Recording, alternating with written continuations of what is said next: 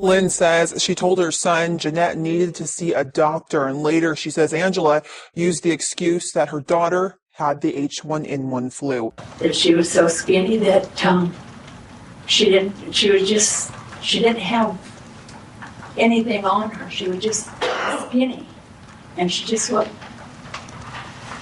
worn out for a 15-year-old. Hi guys, welcome back.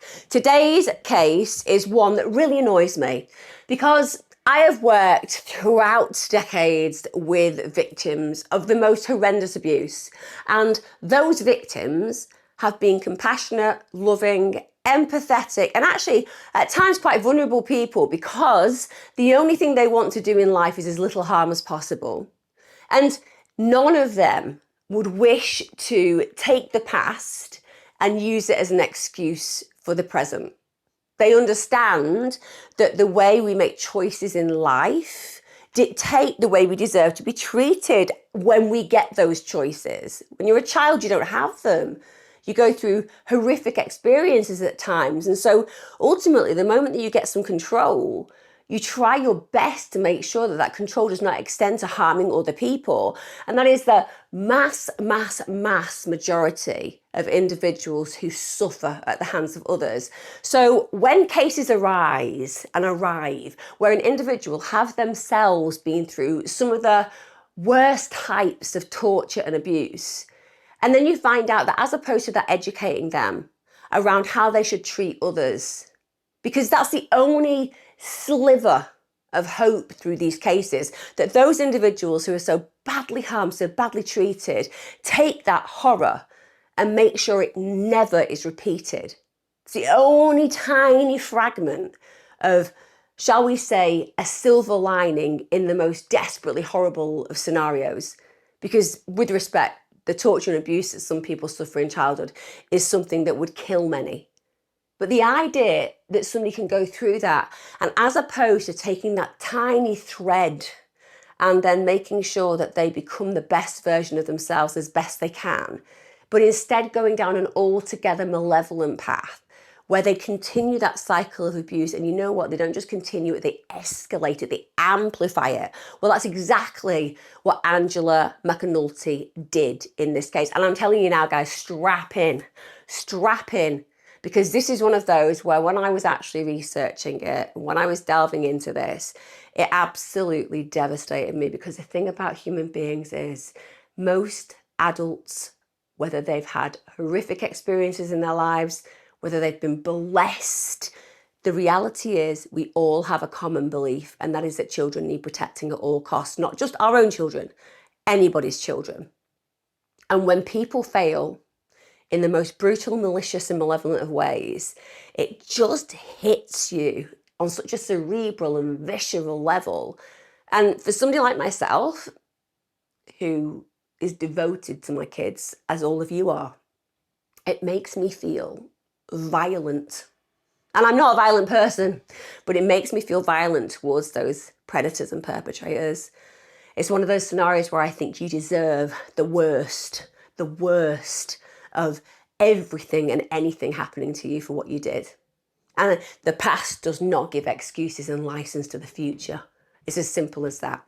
Now, before I go into the details of today's case, just to say I release my content here twice a week. So if you enjoy this content or are interested in this content, why don't you like? Because that helps me get out to more people. Also, make sure you subscribe, get your notifications on, because you'll never miss an episode. And to every single one of you who are supporting me on Patreon and on YouTube membership, thank you so much. Can't do this without you. And I hope that you're loving all the content that you get extra there.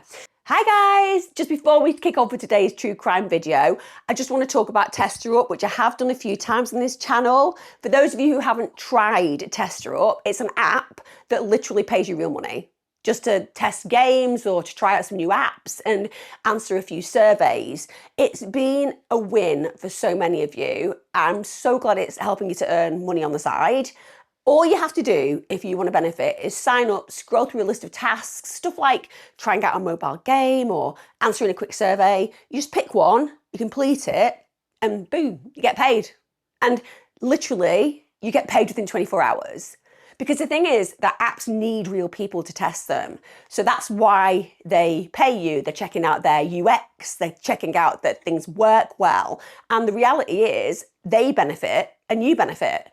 Now, if you think that's too good to be true, it isn't. Just check the reviews. People absolutely love it. It's rated 4.2 stars on Trustpilot. It's got over 3 million users already. It's 100% free to use.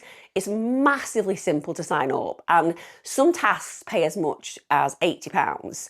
There's always something new to try. It means you're not going to get bored. So if you're basically looking for an easy way to make a little extra cash on the side, then download Tester Up Today. It's free. You'll find the link in the description and pinned comment, and you can scan this QR code right here on the screen. So why not start earning right now? And if you already tried it, please drop a comment. Let me and others know what you've earned. I would love to hear about your experience.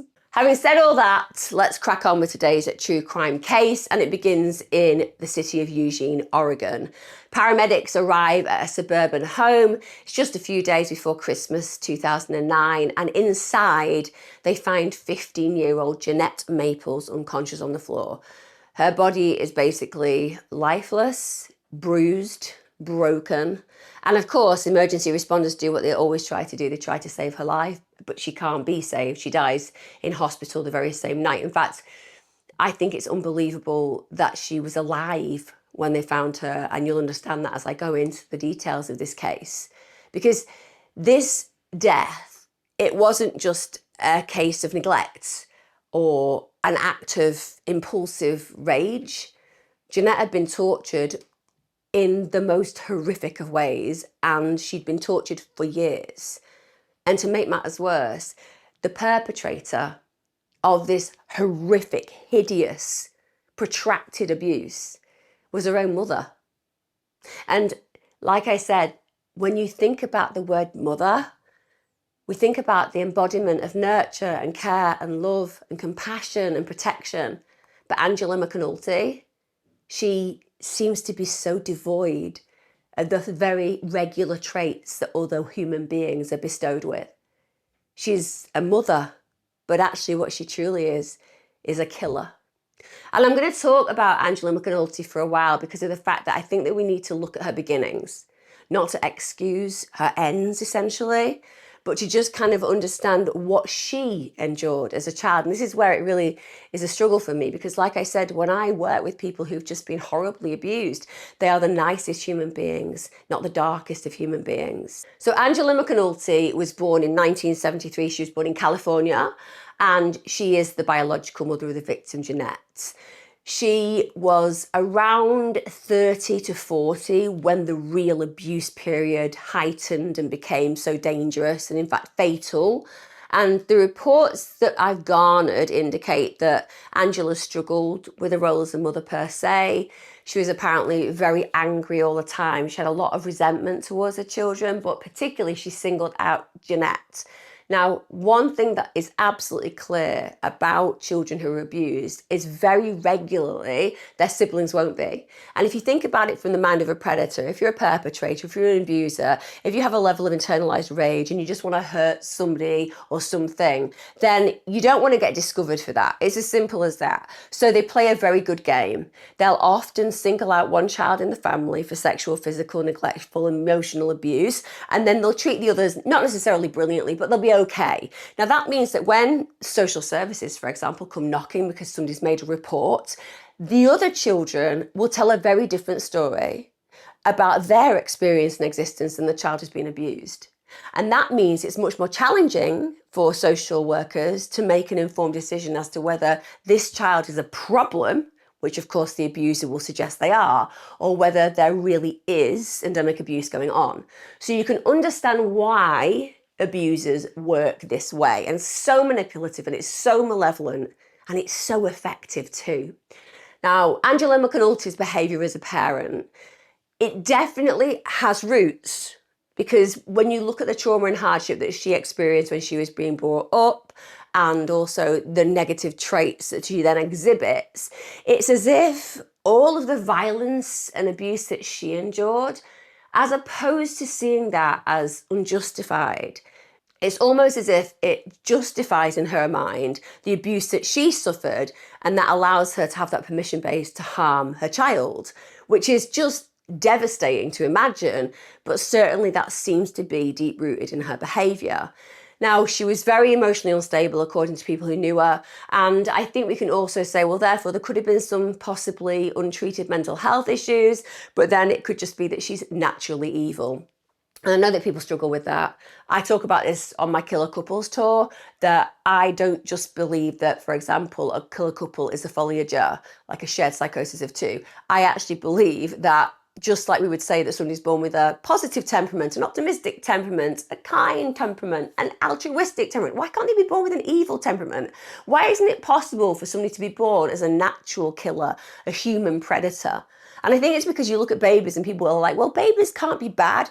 No, babies fundamentally are not the issue because they're babies. So they can't do a lot of harm, but they grow into adults. And that's where the problem is if they have this predisposition for killing. Now, those who know Angela McAnulty, they described her as really volatile. So she could be affectionate, but also this would be interspersed with really harsh cruelty. So there's a real nastiness about her. Now, she herself was brought up by her mother, Nancy, and her father, Jerry, and she also had quite a lot of siblings. Her mother was only 18 years of age when she gave birth to Angela. She already had 2 children before her. So we can imagine economically, socially, environmentally, she's going to be struggling as a young parent to raise all those children and to deal with the pressures that parenting present, because you're young, you haven't had a lot of opportunities to grow and develop in the world, and also often your support network isn't that positive. Now, she goes on to have another 3 children, including Jeanette, and she already has 2 from the previous relationship, so now there's 5 children. And this creates what can be described as a chaotic and stressful environment where she's being raised. Also, her father, Jerry, well, he's described as stern and intimidating, but I think we can just use the word abusive. He was also associated with biker gangs, and he was a relatively feared man in the area. And I know that some of you will be big bikers and you will get on your bikes in your leather jackets with different painting on the back, and you'll wear your hats sometimes with ears. That's something I've realised about bikers. But you don't do any harm whatsoever, I get it. But there are some really terrible gangs that are associated with bikers who are involved in killing and a lot of other really, really horrible things. And we're talking about that kind of biker gang where he is concerned. Now, her parents' relationships, they had violence within them. It was very toxic. There was a lot of unfaithfulness from the side of the father in this case. For example, he got another woman pregnant at the very same time that Nancy was pregnant herself.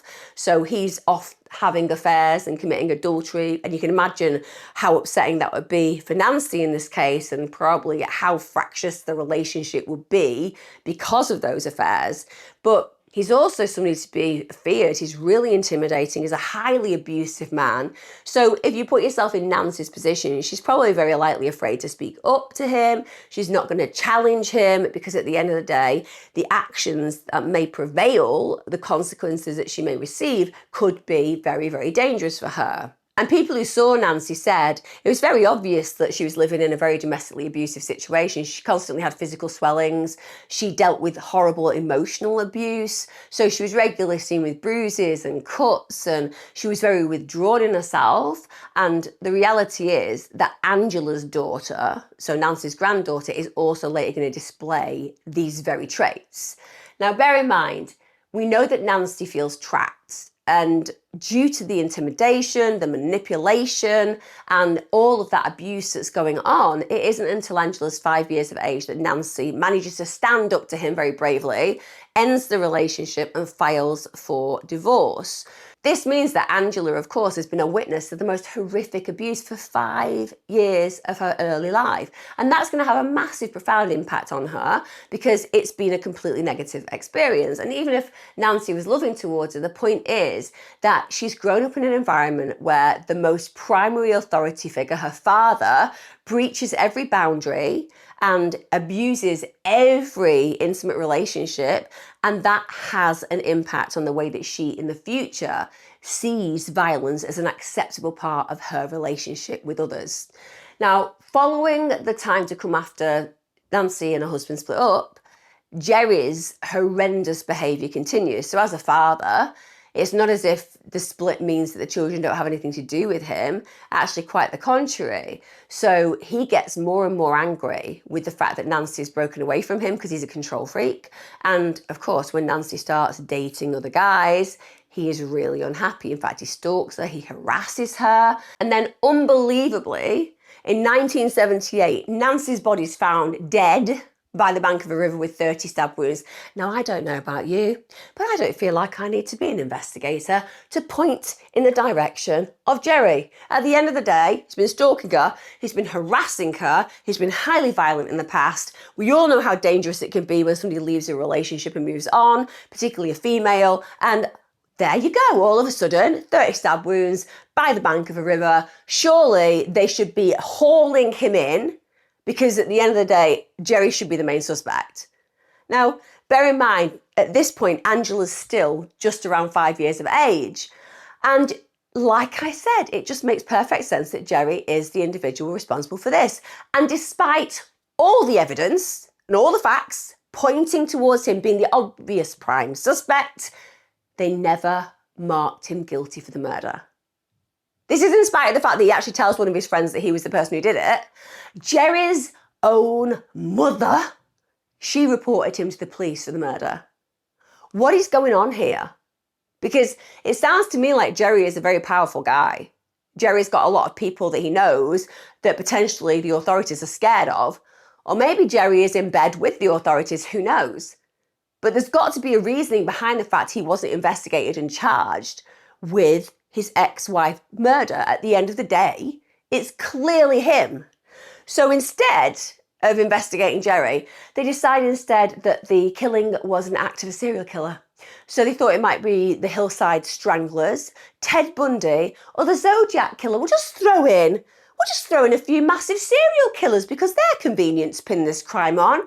Obviously, there is something deeply disturbing about the fact that Jerry was not considered the killer. And if you think about the logical evidence, which was all pointing towards him, the fact that he was never convicted of the murder of Nancy is horrific. And that's another trauma that Angela goes through. She's very young, she doesn't have a mother, and her father is an absolutely abusive stroke murderous individual. Now, to make matters worse, when it came down to deciding who would care for Angela and her siblings, bearing in mind what I've just told you, you would imagine that they would definitely look widely at who's going to be best to bring those children up, to make sure they're provided for, to give them the absolute security and foundation after experiencing such trauma, such loss, and such instability. So they go ahead and they put the children under the care of Jerry. That's right, the father, who absolutely, without a shadow of a doubt, in my opinion, killed the mother.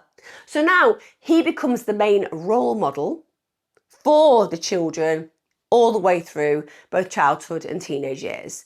And as well as being with him in this very, I would say, toxic situation, she gets a new stepmother. So this is actually the woman that Jerry had an affair with on Nancy and had actually had a child. So she's got 3 of her own children. The household that she's being brought up in now for Angela is very crowded. So she would probably have had a lack of personal attention. She's dealing with the grief of losing her mother. She's also been a witness to all of this abuse. There's 8 children in the home. 5 of those children are Nancy's. And apparently the children of Jerry's new partner, they were treated way better than the 5 birthed by Nancy.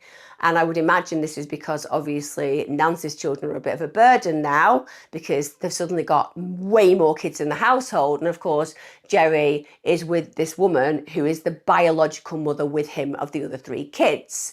Now, Angela and her siblings apparently were constantly unfavoured by both of the adults. They were alienated in the household. They weren't shown any love or affection. One of the things that is really cruel about this is they weren't bought birthday gifts on their birthday or holidays, but they would buy them for the other children. They actually were banned to speak about Nancy in the home. So the fact that they'd lost their mother brutally, the fact that they'd had questions, the fact that they'd want to reminisce about memories of Nancy, because at the end of the day, when you're a child, you need that because your memory fades. They're not allowed to do that. So most of the children barely knew anything about her at all.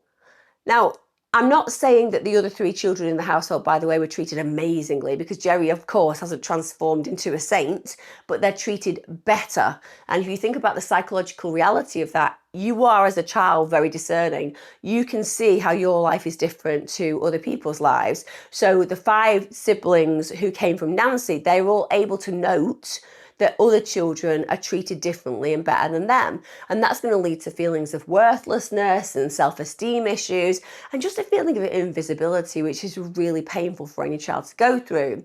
Now, Angela, apparently, she received the main impact of the abuse compared to the other children. She was the one who was kept inside. She was the one who was absolutely isolated, not just actually from the outside world, but from her siblings. Now, we don't know if she was sexually abused, but let me tell you, the evidence suggests that Jerry had a lot of alone time with Angela. A lot. And this isn't a guy who's buying her birthday presents and treating her nicely. This isn't a guy who's encouraging her to be part of the fabric of the family, no. So why is he spending so much time by himself with her? Instantly, for me, it draws to a sexual agenda. And another thing that's apparent is that all of the children shared the same kind of story, which is that they never wanted to get on the wrong side of Jerry because they were in constant fear of what would happen if they did. The kids were deprived of food. In fact, one account said that one child was actually caught stealing a carrot. Just let that sink in. A carrot. A carrot. Now, for one, if my child was caught getting a carrot out of the fridge, I'd be like, brilliant parenting on my part. Child's having a carrot instead of a chocolate bar. But no. In this case, that child, in front of the other kids, was beaten senselessly. They actually had their heads smashed into the ground, and then Jerry beat them with his belt. Now, that instilled in every single child who witnessed it this massive fear that it could be them next. And that obviously aided the compliance when it came down to him and his rules. And he was regularly beating the children with a whole array of things. So wood, canes, his belt, his hand, and I would imagine he invented a few other things that could absolutely instill terror in those children. And if you think about Nancy, she's dead now, so it's almost as if all of that abuse that he would once levy at her, he's now given that instead to the children, and he's actually got more children, meaning that he can be even more abusive. And also the reports, the evidence that just as he had been abusive to Nancy, his now dead wife, murdered wife, he did very much the same to Angela. So he would hit her head into door frames. He'd beat her to the extent of obviously being physically bruised. She'd be bleeding. In fact, apparently there was blood around the walls of the home. One of the children actually witnessed him tying her up in the garage. And get this, he covered her in gasoline, and he was literally going to set her on fire with a match. And then one of the children said, please stop. But this absolutely shows the horrific capabilities that he had. I mean, how sadistic is this man? So we've got Angela growing up in this environment where there's constant instability, where she's constantly afraid. And it won't surprise you to know that one of the reactions to what had been happening to her in her home is that she wants to get out, and rightly so. So she ends up getting in relationships from a really young age. She actually moves away from home really early in her teens, and she has multiple children. So this part of her life, it's not an improvement. She's obviously not being abused at the hands of her father, but what she is finding is a way of self-medicating the pain that she's endured. So she has a lot of economic struggles, she gets involved in substance abuse, and because of that, she's also involved in the criminal justice system. She ends up getting involved in a relationship with a man named Janette Maples, and to be honest, that relationship really was hooked around drug use together. But even though they are completely unstable and it is certainly not an environment for children, they do end up having 3 children together. They've got Anthony Jr., Brandon, and Jeanette, who is obviously the main victim of this horrific case.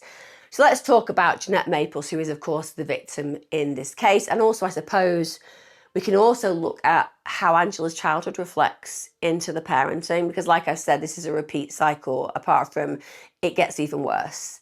So Jeanette was born in 1995. She was raised mostly in the Pacific Northwest of Oregon. That's where the family home was. It's also where she died.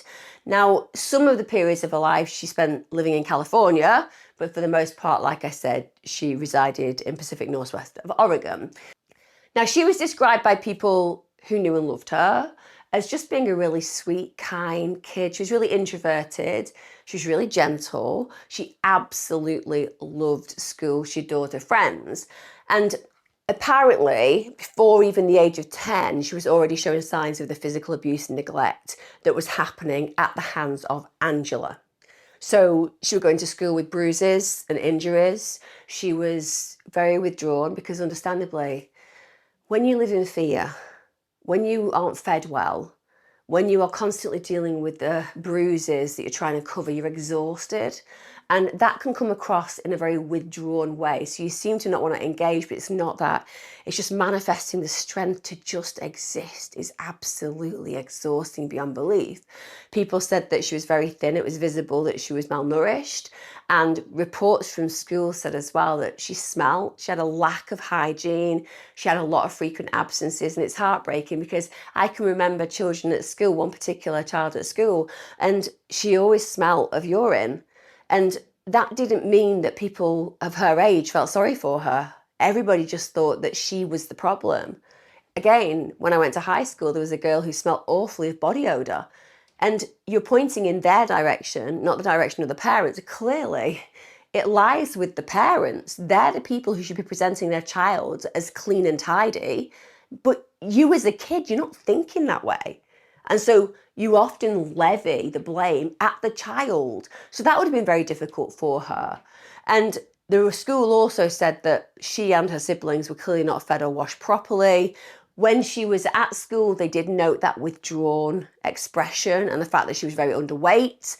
And rightfully so, the teachers raised concerns. And members of staff, even from the school bus driver, they desperately tried to intervene, but one of the problems was that Angela McAcnulty wouldn't cooperate. But also, she wouldn't cooperate, and there wasn't enough obvious indication that she was abusing the kids that they could create an opportunity for proper intervention. So Angela McAcnulty, first of all, her household was at this point, as I've described, economically disadvantaged because of all the struggles that she had. So she couldn't even meet the basic needs of paying the bills and buying food a lot of the time. So there's this constant stress in the home because not having money makes people super stressed, as we all know. We've all been there, haven't we? Everything feels tainted when you're struggling to meet the needs of your household. So her environment in that household was one that had been created in a chaotic way. Nobody quite knew what was happening next. And because of this, they'd frequently move. There was a lack of consistent routine, and children need consistency so badly. It just forms part of their security foundation. So constantly moving and also not having your basic needs met is just a very, very difficult experience on a physiological, emotional, and psychological level. Now, Janette is obviously not alone in the household. Angela McAcnulty had several other children, and those children will also grow up as witnesses to the horrific abuse I'm going to talk about today. Because the truth is, Janette was the focus of the abuse and torments. And the really sad thing about this case are the missed opportunities, because you have school workers saying there is some abuse going on, we need intervention, nothing happens. We've got extended family members saying we need to intervene, this child is suffering. But on those occasions, Angela basically ostracised them, meaning that they didn't have any ability to actually get in and provide support.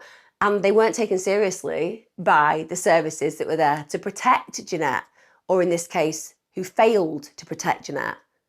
Now, bear in mind, we've got Angela and Anthony, who were a couple. They were using drugs all the way up to the late 1990s. And at one point, they both get into serious trouble. So they're actually in prison for around a year. This means that at that point, they have to find someone to look after their children. And who better? Who better? Just let's think about it. Who better to look after those children? Maybe the family members who tried to get help for them. That would have been a good idea. Maybe a random stranger with some foster care training. That could have been a good idea. But, let's just look at all of our options and, I know. Jerry, the grandfather, the guy that they didn't charge for the murder of his wife, but clearly everybody knew he did it. The one who's really feared by people because he's in the motorbike gangs. Yeah, him. Let's put the children with him. Riddle me that. But that's exactly what happens. Now, I'm going to be clear. At this point, he's older and I would say there is no obvious evidence that he abused the children when they are placed with him, but I don't understand how somebody can go from being a monster into a martyr who gives his time and looks after those children beautifully. I mean, obviously, one of the things that will have really helped is the pay packet, because he'll have got the welfare money for the kids, but there's nothing that actually is reported regarding abuse that he gave to the children. But like I said, it would surprise me if that was not the case. Now, when she gets out of prison, Angela McAnulty, she battles for custody of them, and Jerry didn't actually keep hold of the kids. He actually ends up putting them in foster care. So at this point, once the children are in foster care, she's given the rights to see them once a week. This is after she's been released from prison, obviously. You won't be surprised to know that sometimes she just didn't turn up. Now, at that point, if you're a primary caregiver and you're trying to get back custody of your children, you're not turning up to the supervised visits, you shouldn't be allowed to have them. If you can't show consistency and determination, then you should not be returned those children. But I wouldn't be telling you this case if systems actually work to protect the people they're there to protect. So in 2001, she gets the kids back. So she takes them out of foster care, where they're fed, where they're cared for, where they're clothed, where they're cleaned, and they hand them over and she's allowed them back into her home, which hasn't changed. Bear that in mind. It's still as horrifically chaotic as it's always been. Now, the two older boys, they said no when they were asked if that's what they wanted. So they ended up remaining in foster care because they are sensible children who realise the difference between in a maladaptive and well-adjusted home. And you know, for kids, that's really rare.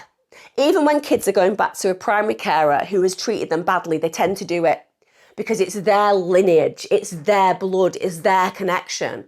And they often have idealised pictures of what this relationship could be like as opposed to is like. So very often children go back to really inhospitable situations, but they sensibly don't.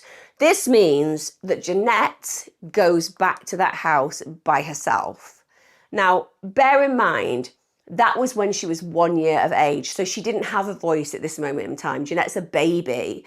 The parents have gone into prison when she was 1, and so at this point, by the time mum has managed to get custody of them again, years have passed, so she's 6. So she won't have any memory whatsoever of what happened to her when she was very, very little. She won't have any comparison base, apart from the fact that she's been living with foster carers, and mum will be making promises. Of course, mum will be making promises because that's what people do when they want children back. So she returns by herself. Now, after a year of Janette living back at home, Angela McAnulty actually gives birth to another sibling. So she now has a younger sibling called Patience. The father isn't actually known. This is also when Angela meets a guy called Richard McAnulty, hence why she has that name, because she married him, and she goes on to have another child with him named Richard Jr. So now there's 3 children in the household. And bear in mind, Angela has not healed her childhood trauma. So she hasn't been soothed, she hasn't understood the reasoning behind why there are these abuses in the world and why that means that the individual who's abused is not guilty and should carry no shame and should understand that they are a victim. None of that has happened. And I'm not saying in Angela McAnulty's case, it might have made any difference, because I think this woman is born with a predisposition for evil. Genuinely, I do. She can be a victim, she can also be a horrendous perpetrator. And boy, is she going to prove me right in this particular case. Because as opposed to thinking to herself, brilliant, I've got my children back, I've found this man, I'm married, maybe, just maybe, I can offer my family the stability that they've all deserved, she literally takes what happened to her in childhood, she extends that to her daughter, and she amplifies it by 1,000,000%. Literally. Janette becomes the reflection of Angela's own childhood. But Angela has all of this unspent rage. And now she has the perfect place to project it all onto her daughter, Janette. Now, the abuse begins on an incremental level, shall we say, so it doesn't immediately explode. she starts manipulating Janette. She's constantly punishing her over small things. She's making her feel like her environment is very unsafe. Nothing that she does is right. But it's not so untoward or out there that Janette really understands what's happening. But then this escalates over time. So she starts isolating her in a bedroom. And this isn't a bedroom that you and I would consider. Like right now, I've got to decorate my little girl's bedroom because baby number 2 is about to arrive. And because we co-sleep, my husband's going to have to be in the bed in her room and I'll be upstairs with baby. So the reality is that when I think about a bedroom for a child, I think about it being delightful. I think about it being a haven for the child to feel excited when they go to bed. That's not what Janette's room is like. It's a small, filthy room and it's got no sunlight and it's got really poor ventilation, and this child is being shoved in there for hours and days on end. Also, it even led to the point where Angela McAnulty is actually saying that she can't go to the toilet without permission and that only she can allow her when that toilet break will occur. So Janette can't even go and just do the basics when it comes down to her own sanitary situation. And Angela McAnulty was so obsessed by this that she put locks on the doors so she could make sure that Janette could only use it when she was allowed. Now, on a psychological level, that's so dehumanizing. It's one of the reasons why I'm massively against schools not allowing children to go to the toilet when they're in lessons. It seems bizarre. It is a denial of basic needs. But could you imagine having that denial of basic needs by your own mother? Somebody that in your heart you think is going to love you, care for you, protect you, and you're refused to even go and do a wee or a poo. It's terrifying because they are bodily functions and you can't control them at times. And then if you're in an abusive situation where that person is looking to just have any excuse to be violent towards you, it is that cycle where you're constantly going to fail because they're preventing you from doing the very thing you need to do. And then they're punishing you because of their own prevention of you being allowed to do that. That is just so vicious and so dehumanizing and so disrespectful and so against the grain of what being a loving parent is about. And that is what Janette is living with every day. So even though Angela McAnulty is literally able to look back on her childhood and see that she was the one singled out, she was the one abused horribly, she can't help herself. She wants to do exactly that to Janette. So she doesn't buy her gifts on her birthday. She doesn't give her gifts at Christmas. She doesn't show her any form of motherly affection or love. She isolates her by even banning interactions between her and her siblings. She's not allowed to talk to her siblings. She's not allowed to eat. So she really limits the consumption of food. Bear in mind the rest of the family, they're just given full plates. Now, don't get me wrong, it's not a perfect situation and scenario. Clearly, the other children aren't living in nirvana. But for the other children, compared to Janette, it is heaven. It's as simple as that. Janette's forced to eat raw chili peppers if she dares to complain about the fact she's not being fed. She even, as a mother, banned Janette from consuming water without permission. She actually cut off the water supply. She removed the taps from around the house so that only when Angela McAnulty said that Janette could be hydrated, could she be hydrated. Now just imagine how desperate that would make Janette. I mean, water, again, absolute basic need. You won't be surprised to realise that in the end, Janette started drinking out of the dog bowl or the toilet, because thirst overwhelms and overtakes you. But that's completely aside from the physiological damage that will be happening to Janette's body. Bear in mind, water is the only thing that can ensure that we survive over a period of time. Food, obviously you need that, but you have your fat stores for a period of time. We know that when people have been starved by primary caregivers, hydration is what counts. But she's putting herself at risk constantly because of the fact that she's drinking out of the toilet. And you can imagine the kind of illnesses that you can get when you drink out of the toilet bowl. You can then add to that the fact that she's denied being allowed going to the toilet. So the mess that she's going to create when she has bouts of diarrhea, for example, which would be a completely normal reaction to drinking out of the toilet, she's then going to get punished for that as well. This is just unbelievably cruel and also impossible for her to succeed in any way, shape or form because everything is stacked against her. Now, before the age of even 10, she's already showing signs of physical abuse and neglect from her mother. So she's got bruises and injuries. She's really withdrawn, as I've said. She's got this very malnourished body, and the school are reporting actually that she's frequently absent. And they also note that even though her siblings are obviously in a slightly better situation, they don't seem to be thriving as well. But what really bothers them is just the way that she seems so detached. She just doesn't seem to engage at school, and she once loved it. So there is just something clear in the way that her behaviour is and her physical presentation is, that there is something untoward happening. So the teachers raise the issues. Members of the staff from the school desperately try to help. But like I said, there is no engagement by Angela McAnulty. She will not engage whatsoever. Now, the children who used to go to school with Jeanette, they actually felt really sorry for her. They tried to look after her. They shared the food with her. And, you know, this is something that I think is really beautiful on the level of the lunch lady who did this.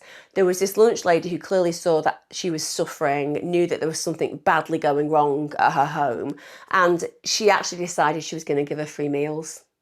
So she just wanted to know that when she came to school, at least she would eat a hot meal. And that was something that helped Jeanette hugely, because of course, that was probably more than she was getting in 3 days while she was living at home. In fact, the lunch lady had been so moved by what she'd seen, because basically she'd seen the lunch box and she'd been sent with a tiny piece of cheese and one small cracker, which is just utterly disgraceful. Now, you will not believe this. Angela McAnulty discovers that this lunch lady is basically giving her daughter food. The reason for that is, of course, she's starting to put weight back on, just on a healthy level. She's just starting to finally look like she's gaining. So she then punished her to a point where Jeanette decided that she couldn't accept the free food. She was too afraid to do so. And even though this is something that is just thrown at her and she has to accommodate that, and she must have been desperate to eat that food, it doesn't mean that she falls out of love with school, not at all. In fact, Jeanette involved herself with so many school activities, so extracurricular activities, sports teams. She used to spend a huge amount of time in the library because it was just a massive escape from her home and from her mother. She was around people who cared for her, not around people who made her feel worthless. Now, one of Jeanette's friends was getting more and more concerned about her. And the reason for that is because this friend could see, particularly when she was doing sports and getting changed, that she had physical signs of damage all over her body. And at this point, Jeanette very bravely tells the friend, "My mum's doing this to me."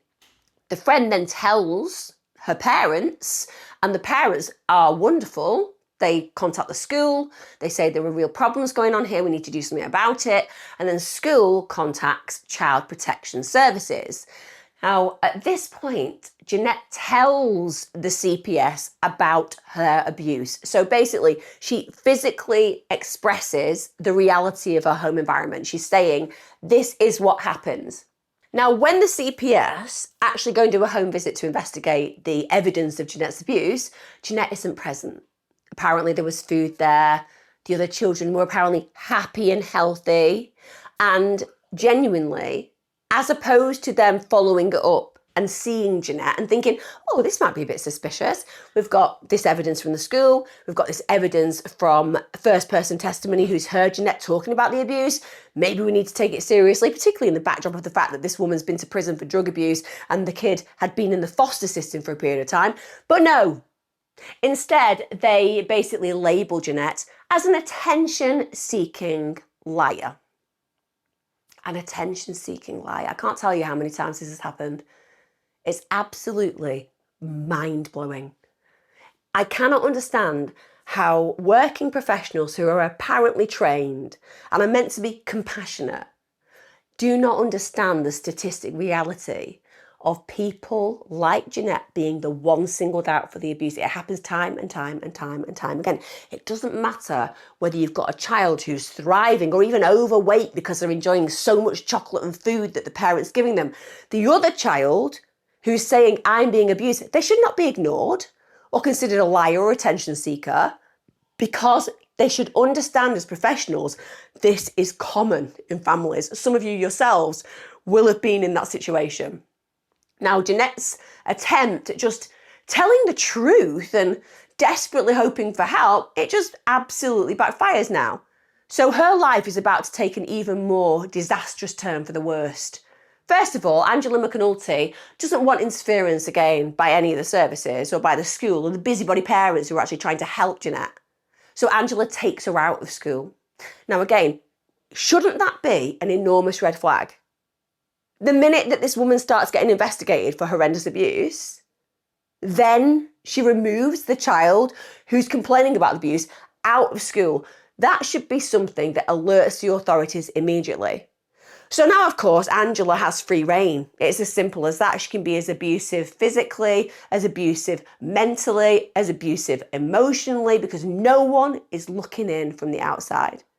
So now we've got Jeanette in the worst case situation, and also she's completely socially and emotionally isolated. She can't have friends anymore. She can't get involved in the sports activities. She can't be allowed just for a few hours a day to feel like a child who's cared for.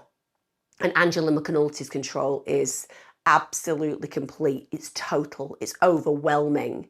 She just wants to break Jeanette. She wants to ruin her on every single level. And the thing is, she already knows she can get away with it because CPS came and they've done nothing. They've just labelled Jeanette as the problem. So these are some of the things that this utter monster would do to this innocent child. She'd make her stand on one leg for extensive periods of time with her arms in the air. Sometimes she'd also have to hold a heavy object in her hand, which is almost impossible for anybody to do. And of course she'd fail. Once she failed, she'd be beaten again and again. This would usually be in the privacy of the bedroom. The other children wouldn't necessarily see it, they'd hear it.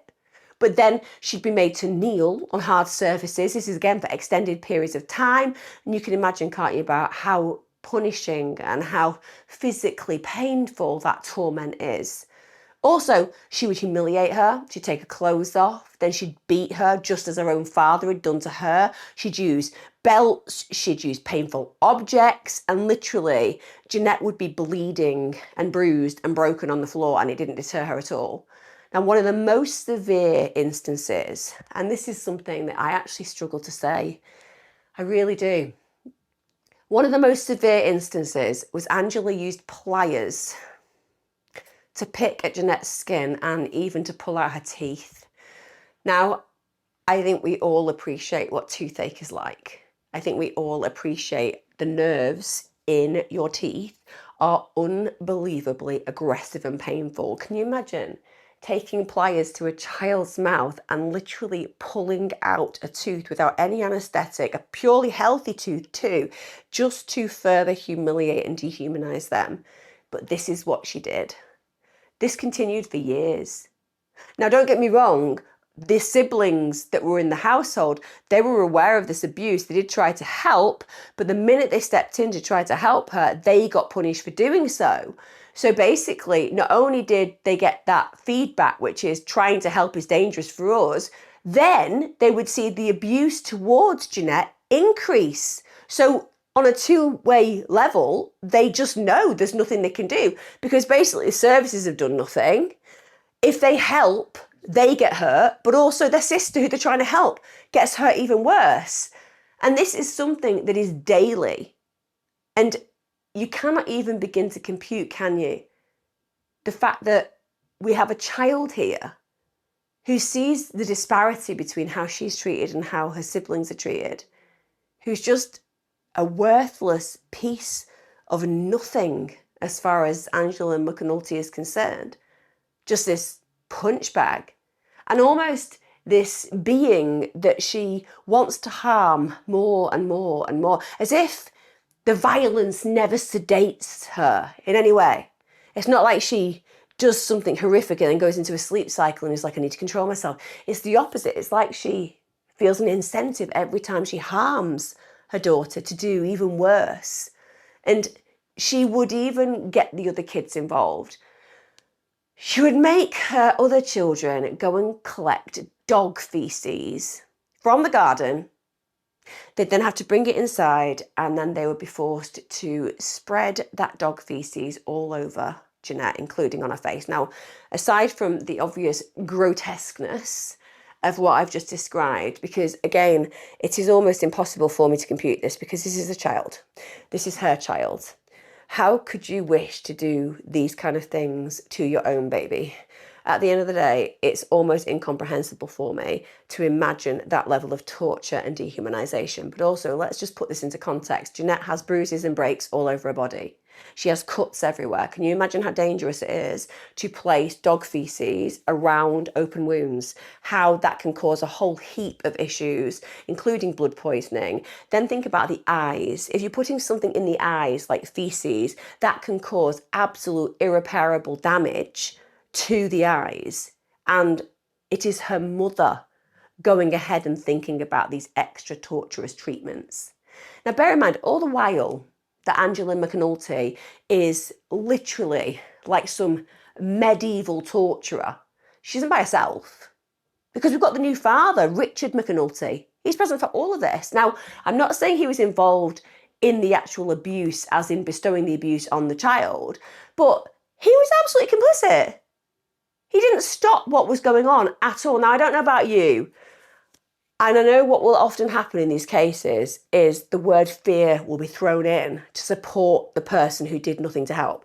Oh, he was afraid of Angela McAcnulty. Oh, he didn't know how to handle the situation. Oh, he wasn't the actual biological father. Therefore, he didn't feel it was his permission base to actually involve himself and stop the abuse.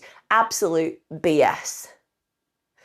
It does not take any experience or any understanding or any professional training to know that 99.9% of us would prevent that kind of abuse happening to a stranger's child, let alone a partner's child. It doesn't matter what the repercussions are for you. You're an adult. You can go to the services and get taken really seriously. He did nothing, and that's a choice. He's a co-conspirator by being passive, as far as I'm concerned.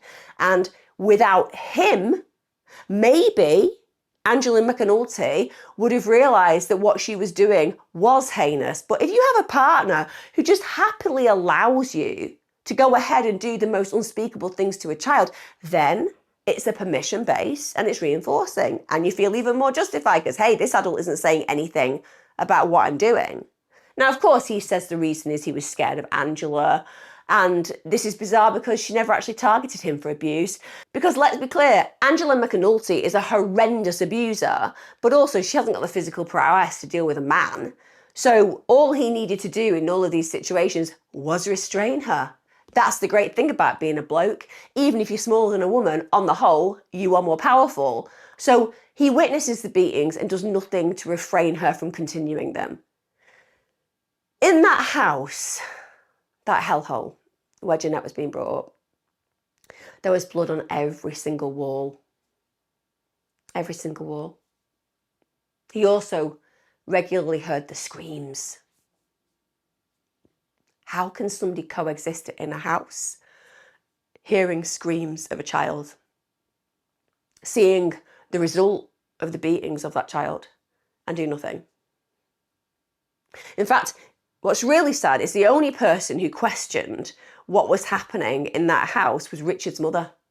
She could see that there were obvious signs of neglect, that she was malnourished as a child, and for her daring to notice, for her daring to try to help Janette, Angela banned her from visiting because she didn't want her evil behaviour exposed, essentially. Now, that grandma went and saw Child Protection Services. And what happened? Nothing. So the grandmother literally tries to help, and once again, Janette's failed. In fact, she was hidden away from them during that visit. The only child that was actually questioned was Patience, who's her younger sister, and obviously Patience was really fearful of what would happen if she dared to say anything wrong, so she complied with the manipulation from her mother. She denied all the accusations given, and CPS left the home with no concerns and closed the case. Didn't even speak to the child who was in the line of fire. Didn't take seriously the grandma who had seen this abuse and consequently been banned from going to the house. Didn't take her seriously. But the child who was primed and coerced into lying took that child seriously. Honestly, those workers deserve to burn in hell. How dare they be in that profession? How dare they have ever considered themselves an appropriate person to be an adult in the lives of these children as a professional who can protect them? How to fail on every level possible. Now, bear in mind, the feedback for Jeanette is that there's no recognition about what's happening to her. And because no one's intervening and her abuse is so systemic and constant and horrific, she starts to get very, very ill. I don't even want to start to imagine the pain that she was living in every single day, the agony, and those open wounds where she'd have been dealing with infection, the horrific sanitary conditions that she was living in. So she's going to have very little physical ability to do anything for herself. And the fact that she's not even allowed to drink water, she's definitely not being fed food, her immune system is just going to be absolutely depleted. In fact, at the time of her death, she weighed 50 pounds. She had absolutely no muscle mass. If you think about a 16-year-old, which is essentially the age she was when she died, she actually weighed the average weight of a 6-year-old.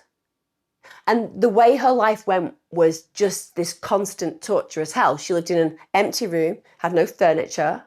So as her body starts to give in to the horror that's been inflicted on it, she became incapable of doing any normal things. She couldn't walk. She didn't have functioning motor skills. And even though Angela McAnulty can see that her daughter is declining, she's got to the point where she's dehumanized this child so much. She's projected so much of her rage onto her. She's in that cycle where she can't stop herself because she has become the outlet for all that's wrong in Angela McAnulty's life. She just can't restrain from continuing the abuse, in spite of the fact she's clearly dying in front of her eyes. Jeanette's existence was just a mix of horror and torture and isolation. In fact, her face, her 16-year-old face, which should have been revered for beauty. Because let's be honest, you look at 16-year-old young people and their skin is radiant and they underestimate how beautiful they are. And you look at their burgeoning beginnings of young adulthood. And this child instead had become deformed. She'd had this extensive trauma because of the beatings. In fact, her lip, because obviously it had been split many times, it had healed inside out. And the scar tissue was just all over her body because obviously that's what happens. And also think about scarring. Healthy scarring is never too bad. You know, we might get a red scar, then it'll fade to white. And over time, it really does fade. Yes, you'll always be able to see it, but any of you who've had a scar, you will know that it fades over time. But that's because your body had the capacity to heal. If your body doesn't have the nutrients to heal, then your scar tissue heals very badly. And so it's all over this girl's body. And the way that Angela McAnulty dealt with that was she would get a knife and she would cut that scar tissue off, including on Jeanette's lip. Just imagine the agony that child was going through. This is a real child. This is a 16-year-old girl who spent a decade and more of her life being hideously abused. You will not be surprised that Jeanette's body gave up. December 2009, she couldn't fight anymore. But it didn't give up as a consequence of an infection that overcame her. No. It was the final abuse that killed her. Angela McAnulty was angry. She went into the room. She started to beat Jeanette repeatedly with a whip. Then she takes the clothes off to dehumanize her and humiliate her more. At this point, as she's whipping her, because Jeanette has got no body mass, no fat, she rips through to the bones on her hip. They become open, visible. Then Angela goes and gets a tree branch. It's not enough just to use the whip, just to rip her own child's body open where the bones are exposed. No. She takes that tree branch and she repeatedly stabs Jeanette in the back of the head, again opening her skull. And then she damages the brain, and it doesn't deter her. Yet even though she is now in an obvious state of decline to the point where it's unsurvivable, is there any intervention? Does Angela McAnulty think to herself, I've gone too far, I need to call the ambulance, I need to get help? No. Instead, she left Janette on that cold, hard, bloody floor with brain matter and bodily fluids for 4 days, dying alone. Over 4 days. She couldn't speak, she couldn't stand, she couldn't move. Then she starts foaming at the mouth as her body starts to seize up. Her sister, who actually saw her, said she just looked like a completely different person. She couldn't recognise her. At this point, that sister went and cried to Richard, the apparent stepfather in this case, and just begged for help. And you know what he did? Nothing. Nothing. Then, after those 4 grueling, torturous, agonising days, finally, and I think thankfully, and I hate saying that in the context of a child's death, she succumbed to her injuries. At this point, Angela apparently said, I think I may have gone too far with the tree branch. But neither of them apparently seemed remorseful. And the other 2 siblings, they were forced to clean up what can only be described as a horrific, catastrophic scene. Then they put her body in the bathtub because it's now all about how do we get away with murder. It's as simple as that. And it isn't until the couple take a trip to McDonald's to meet his mother, because obviously she's been disallowed from coming to the family home, that he suddenly has a pang of guilt and confesses what's happened to his mother. And then she obviously says, you need to speak to the police. So they do.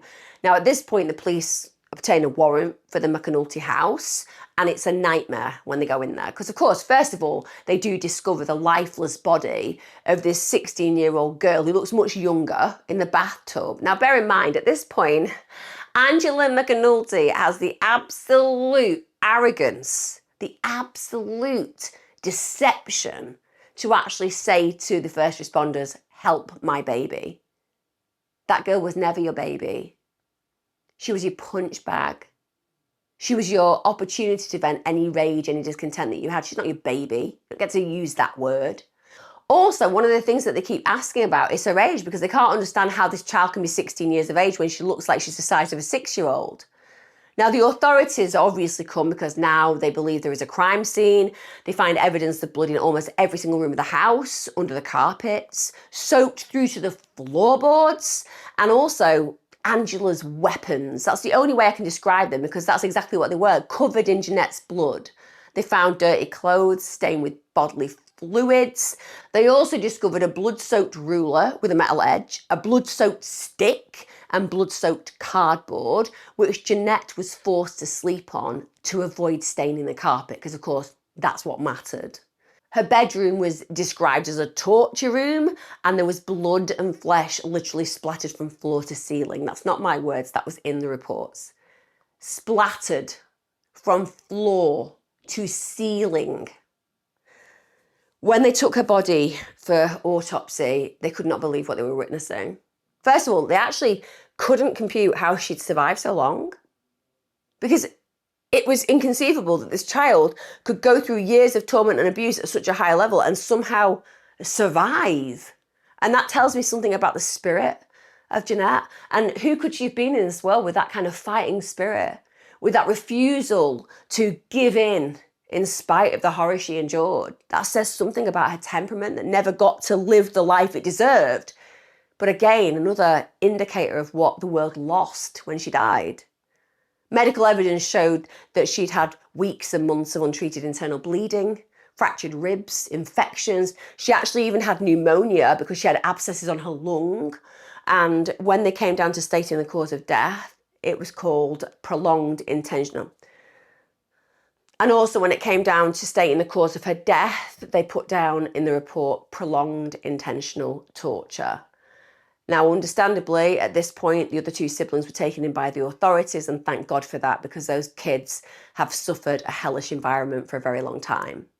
Now, both Angela McAnulty and Richard McAnulty were arrested. They were arrested under suspicion for being the obvious culprits behind Janette Maples' death. Richard, bizarrely, attempted to take all the blame, which makes no sense whatsoever. I do wonder whether on a psychological level he did that because he realised what an absolute POS he was for not intervening, and that he realised on a conscious level that if he had actually done something about this, she would have lived. But it's unforgivable to me to not actually point the finger of blame to the real perpetrator, because that woman, Angela McAnulty, should never walk the streets again. And if he'd managed to get away with taking all of the guilt for it, then that's what would have happened. It's horrific. Okay, she'd have got done for other things, child cruelty, child neglect, endangering the life of a child, so on and so forth. But still, she would have potentially been free at some point, and that's disgusting. Now, Angela McAnulty is just so awful as a human being.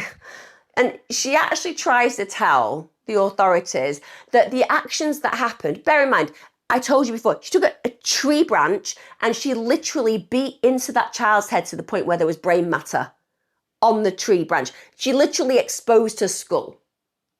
And yet she tells the authorities she'd never done more than a light spanking. She even said, I did wrong. I should never have smacked my daughter with a belt. I shouldn't have done that. That was horrible of me. I shouldn't have done that. Any of that stuff I did. No one cares about your apologies. Everybody wants you to burn in hell. And if there was literally a button where you could literally be taken through the floor directly to the devil, everybody will be trying to vie for the position of pressing that button. She also said, I didn't do the injury on the head. I did not do that. I know she probably died because of the injury of the head through the skull when she fell down. I didn't kill my daughter over a spanking. Your daughter couldn't walk. She hadn't been able to walk for a while. How did the tree branch get in there?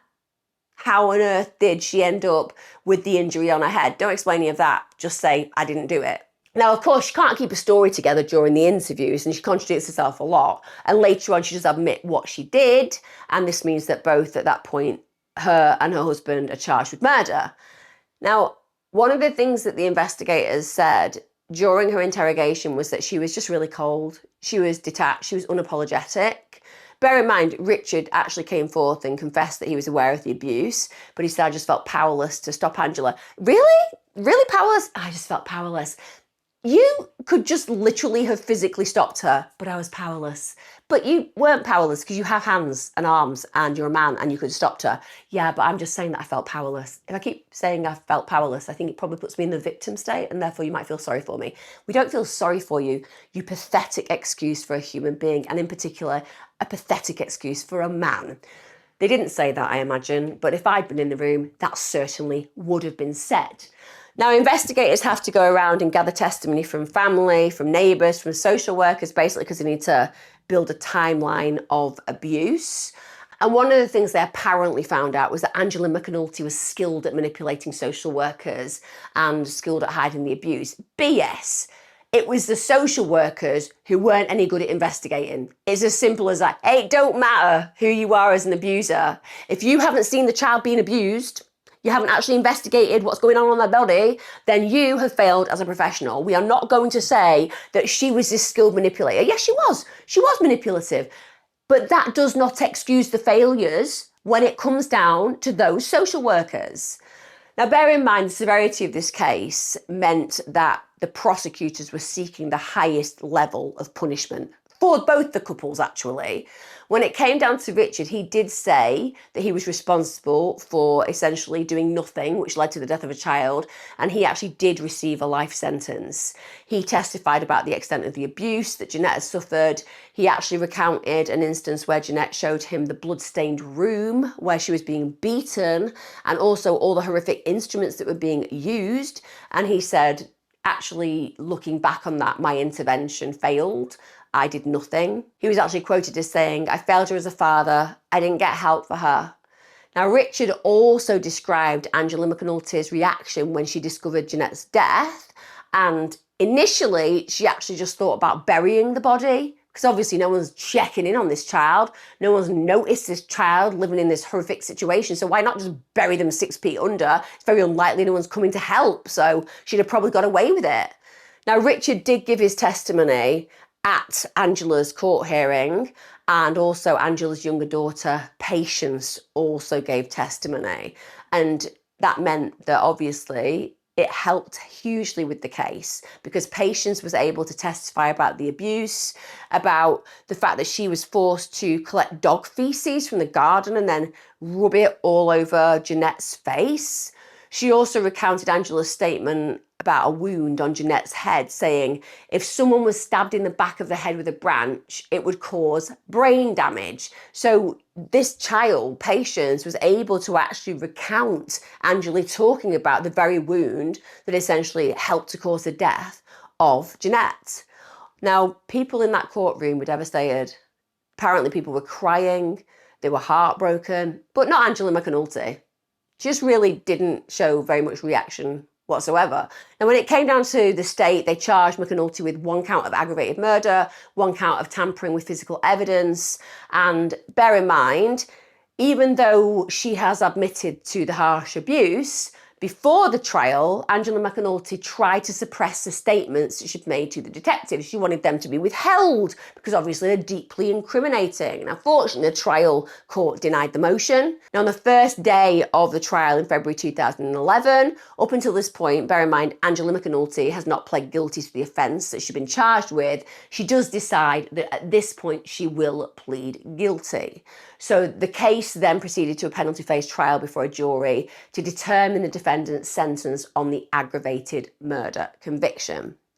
Apparently, what was really disconcerting was that Angela literally had a smile on her face throughout the hearing. That just seems so sadistic. I don't know what else to say, just sadistic. And it also means that she has this personality that, yes, defies logic because all of her actions do, but there's almost this like arrogance, this sense of superiority, that the damage has been done and she really doesn't care about it. And she's letting everybody know by having that smirk on her face. Now, at the conclusion of the trial, the jury unanimously returned affirmative findings to each of the questions that were asked. So the first one was whether the conduct of the defendant that caused the death of the deceased was committed deliberately and with reasonable expectation that death of the deceased or another would result. Second one was whether there is a probability that the defendant would commit criminal acts of violence that would constitute a continuing threat to society. The third one, if raised by the evidence, whether the conduct of the defendant in killing the deceased was unreasonable in response to the provocation, if any, by the deceased, and whether the defendant should receive a death sentence. So they're the questions, essentially, that needed to be asked. Now, bear in mind, it wasn't difficult for the jury, was it? It's not going to be a hard one to come to a conclusion with. Of course, she meets all of those. And I mean that, even though I live in the UK and we don't have the death penalty here. But my God, if someone's going to meet the bar, then Angela McAcnulty 100% does. So she actually became, because of all of those being affirmatively answered, and also just because of her actions throughout, the fact that she showed no remorse, no accountability, no responsibility for what she'd done, she ends up becoming the second woman in her state to ever receive the death penalty at the time. That's how seriously this crime was taken. Now, her death penalty, like in so many cases, ended up being replaced with life in jail because it was claimed that she had inaccurately been represented and that apparently her own mental health issues hadn't been displayed appropriately to the court.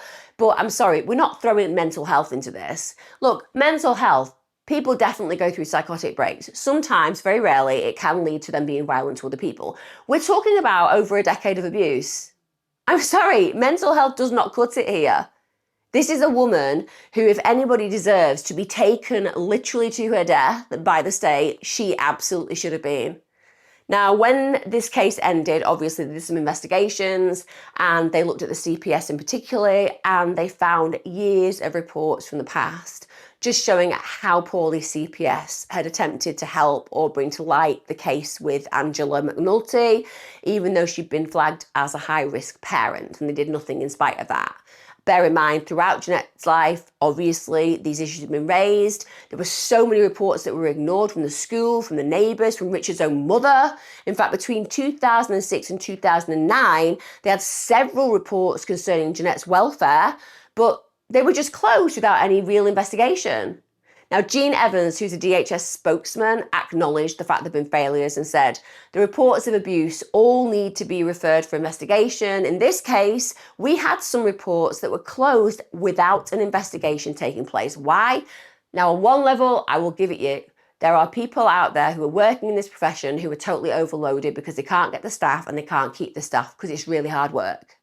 But the reality is that is never going to mitigate failing on this level, because there is another side to this: lazy people, lazy professionals who want to sit down, eat donuts, go on the phone and do FA to actually help children. That happens regularly. And I'll offend somebody saying that, but believe me, I worked in child protection for a very long time, and unfortunately, I have literally lived that experience with particular workers. And unfortunately, it is not very, very rare. It happens time and time again. Now, CPS workers basically apparently underestimated Jeanette's vulnerability because she wasn't a child, as in she wasn't like under 10. She was getting older in her teenage years, so they assumed that teenagers could protect themselves, as if that actually makes any sense. So they were like, oh, well, she's a teenager. She can probably cope by herself. It'll be fine. And they just didn't bother. And the agency did say that they needed to improve assessments of a child's vulnerability regardless of age, but that should never even be something that needs to be an improvement. It just should be that if you're a child, you are obviously treated with the highest regard when it comes down to investigations. When it comes down to Jeanette's death, it could have been prevented. If the state of Oregon had actually bothered to care for her, responded to the reports about her, investigated thoroughly, Jeanette would not have been in that home to be abused. Now, CPS did admit to not adhering to its own policies. Oh, we've got these policies, let's not adhere to them. Honestly, it would be funny if we weren't talking about what I've just told you. They didn't even adhere to their own guidelines. And the guidelines, they said, were sound. So we have great guidelines. You found that your guidelines are sound. They're very, very sound. They're sound. Were you following them? No. No, we weren't doing that. No, we're just saying that in written form, they are sound. If we had actually done what they say in that written form, well, lots of children would still be alive, but we didn't. It drives me mad. If I hear the words lessons learned again, I will literally implode. I will literally just disintegrate, because it is a constant reality that this happens. Now, because the community realised that one of these children that should have been protected in their community was failed, they actually did a vigil. And during that vigil, a piece of poetry that she had written at school, that Jeanette had written at school, because bear in mind, she was a lovely child who loved school, thrived in it, did as much as she could to be in the library and to do lessons and sports. So she was a very dedicated, intelligent little girl. That piece of poetry had this in: the final place I would use my wings to go is to go really high, and even higher to heaven. I would visit the angels, and I would visit my grandma Nancy and everyone else in the family. And after, I would go to Hawaii and France and Portugal and the beautiful heaven. And I would use my wings to fly home.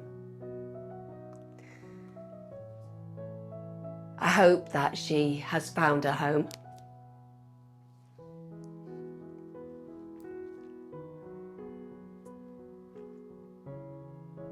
I hope that she's found her home. There's something really prophetic, isn't there, in those words, you know? Travel, God, heaven.